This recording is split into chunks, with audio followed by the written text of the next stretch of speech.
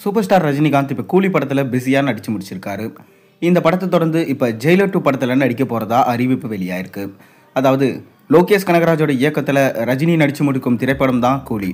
இந்த கூலி திரைப்படத்தில் அனிருத் பணியாற்றியிருக்காரு. மேலும் சன் பிக்சர்ஸ் பிரம்மாண்டமாக இந்த படத்தை ப்ரொடக்ஷன்ஸ் பண்ணியிருக்காங்க. மேலும் பேன் இந்தியா படமாக இந்த படத்தில் சூப்பர் ஸ்டார் ரஜினிகாந்தோடு சேர்ந்து ஷௌபின் ஷாக்கர், உபேந்திரா, நாகார்ஜுனா, ஸ்ருதிஹாசன், சத்யராஜ், அமீர்கான் மற்றும் பூஜா ஹெக்டே ஆகியோர் நடிச்சிருக்காங்க.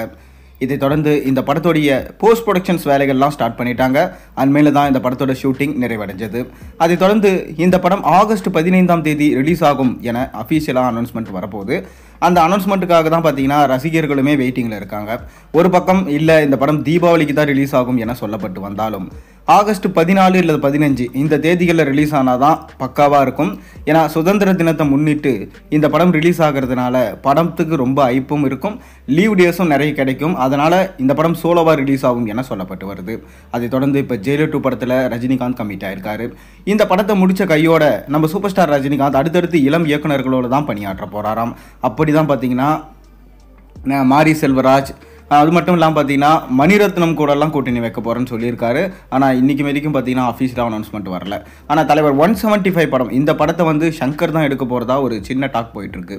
ஏற்கனவே சங்கர் சமீபத்தில் எடுத்த இந்தியன் 2வாக இருக்கட்டும், கேம் சேஞ்சராக இருக்கட்டும், இந்த 2 படமே பார்த்தீங்கன்னா சுத்தமாக சரியாக போகலை. சங்கரால் பல கோடி நஷ்டம் என்று சொல்லப்படுது. ராம் சரணுடைய லைஃபையே காலி பண்ணிட்டார் என்று தான் சொல்லப்படுது. இதனால் இந்தியன் 3 படம் ரிலீஸ் ஆகுமான்ற கேள்விக்குறியும் இருந்திருக்கு. லைகா ப்ரொடக்ஷன்ஸும் பார்த்தீங்கன்னா இந்தியன் 3 படத்திலிருந்து வெளியே போயிட்டாங்க. இதனால் கண்டிப்பாக வேறு ஒரு பெரிய நிறுவனம், அதாவது நம்ம உதயநிதியோட ரெட் ஜெயிண்ட் மூவி சார்பாக தான் பார்த்தீங்கன்னா இந்தியன் 3 தியேட்டர்ஸில் ரிலீஸ் பண்ண பிளான் பண்ணியிருக்காங்களாம். ஆனாலும் அது நடக்க சாத்தியக்கூறு கம்மி தான் என சொல்லப்படுது. அதைத் தொடர்ந்து மீண்டும் ரஜினியோட இணைய போகிறாரு. இந்த படம் சயின்ஸ் ஃபிக்ஷனல் படமாக இருக்க போது, அதாவது 3.0 இருக்க அதிக வாய்ப்பு இருக்குன்னு சொல்லப்படுது. ஒரு பக்கம் வேல்பாரி நாவலை எடுக்க போகிறேன்னு சொன்னார். ஆனால் லைகா ப்ரொடக்ஷன்ஸ் இதுக்கு ஒத்துப்பாங்களான்றது சந்தேகம் தான். அதனால் 3.0 கேவிஎன் ப்ரொடக்ஷன்ஸ், அதாவது இப்போ தளபதி 69 படத்தை ப்ரொடக்ஷன்ஸ் பண்ணிட்டு இருக்க கேவிஎன் ப்ரொடக்ஷன்ஸ் தான் வந்து பார்த்தீங்கன்னா இந்த படத்தை எடுக்க போகிறதா சொல்லப்பட்டு வருது. ஏன்னா சன் பிக்சர்ஸுமே பார்த்தீங்கன்னா நம்ம சங்கர் அவர்கள் மேலே நம்பிக்கை வைக்கலை. அதனால தான் கடைசியாக 2.0வும் அவர் வச்சு எடுக்கலை. வேறு எந்த படமே அவரோட சைன் பண்ணலை.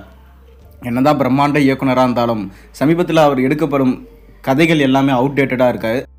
ஆனால் அவர் என்ன சொல்கிறாருன்னா, நான் கரெக்டாக தான்ப்பா எடுக்கிறேன், மக்களுக்கு தான் படம் பார்க்க தெரியலன்னு சொல்லிட்டு மக்களே ஏமாத்துறாரு.